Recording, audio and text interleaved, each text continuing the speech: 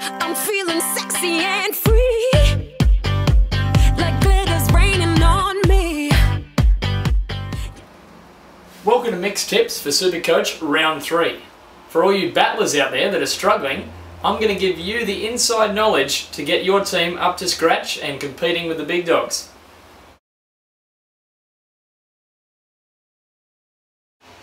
Well, that was convincing. Player of the week in round 2, you can't go past Sam Burgess. I mean, Supercoaches with him were rubbing their hands together after his juicy 113 on the weekend, and you really can't put it past him. 113 made up of 41 tackles, 36 points in hit-ups, 3 offloads. Sam Burgess even scored a try. He's thrown in a bit of everything there. Great value for our Supercoaches. You can still get him at 240,000. Jump on him now before he rises next week. Who else stood out? I'd have to say Josh Morris. He's only 1 point behind Burgess. He got 3 tries. It was a pretty good game from Morris. Supercoach is wanting to buy him. He's fairly cheap. He's only 214. If you want to get him now as well. He's due for a massive price rise. Jump on him.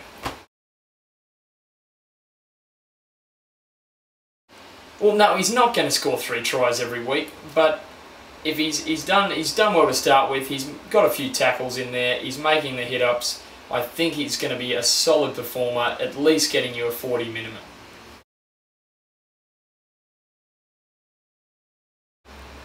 My thoughts are that he won't be. I'm pretty sure the selectors are going to be set on probably Jennings and maybe the old stager Matt Cooper. James Maloney, big score this week, rubbish last week. For me, I'm not a fan of that. If you can't do the same thing every week, don't bother coming to the games. Personally, James Maloney's opposition had a big influence on his price rise. Well, as in score, anyway. He's not going to play Parramatta every week, and he's not going to get 100 points against a poor quality opposition. Maloney's halves partner, Sean Johnson, he's come up with a dud this week. Last week, he was up in the 80s. This week, he scored 8. Once again, I'm not a big fan of up 1 week, down the next. He hasn't contributed much. He hasn't made any attacking stats. And Supercoaches with him, it's a bit of a risk in my view. Personally, Benji Marshall is the best player in the game. I think it's a bit early to go off on Johnson, considering he's only played 15 or so first grade games. Big problems for Supercoaches this week. Matt Cooper, ruled out. Nathan Hindmarsh, boo-hoo, he ended up with a cold, didn't play. So it's dire straits for teams with both those players, and also people with Hindmarsh possibly as their captain.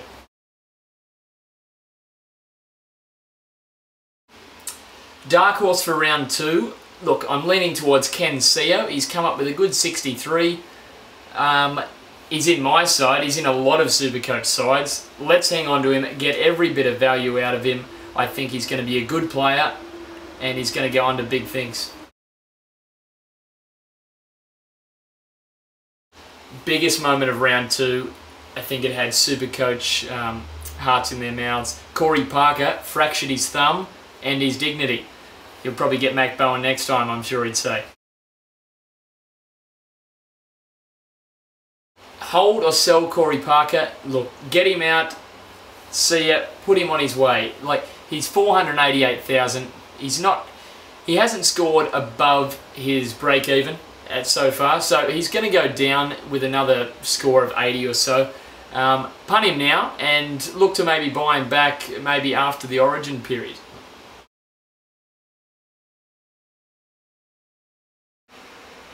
One thing plaguing a few Supercoaches is, do I trade now or do I look to save some for later on in the rounds? My view personally, I'm a big fan of holding your trades early and trying to trade all your way through the origin period. You need them for that mainly. If you're going to pick a side of 25 players, stick with them. Don't punt them out to 1 or 2 bad performances. Look, obviously you're going to need some Origin players. You've got the big guns such as Paul Gallen, Cameron Smith, Corey Parker. They're must-haves in any side. They're the biggest scorers. You can't leave them out. But also, you've got to look, if the options are Kiwis. Simple as that. Kiwis. And Englishmen. There's not many Pommies. Or you just say, and obviously South players, because no one picks them.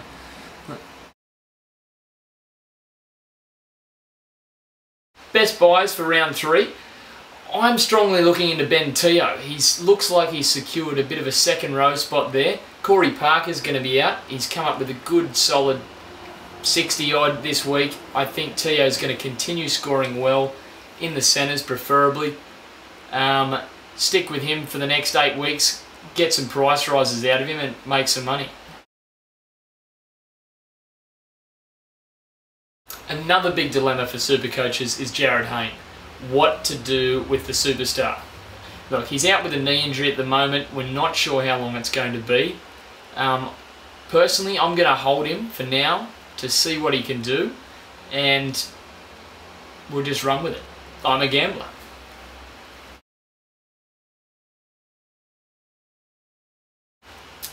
Another one for Letty Mateo. Hold him now. He had a poor score to start the year, which had a lot of Supercoaches just punting him off their boat straight away.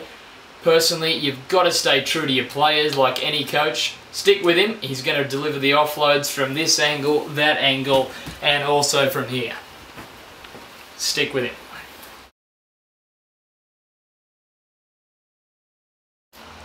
Who to sell this week? I'm strongly looking at Zeb Taylor. I'm not convinced with the minutes he's been getting, and I gather Wayne Bennett's to blame. He's also to blame for a lot of other things, poaching of Dragons players, for example, but that's another story. Zeb Taylor, you know, he's 40s, it's not good enough. He's not going to drop too much in price straight away, but he's no value. See ya.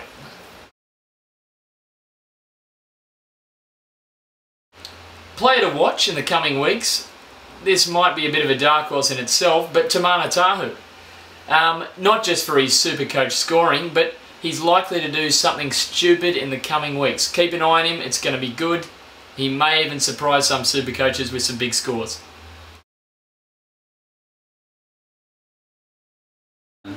This weekend, the last word, game of the week, I'm going to say Knights v Broncos. I'm really looking forward to the matchup in the centres between Tamana Tahu and Justin Hodges. It's going to be a cracker. See you in the trenches, battlers. Best of luck.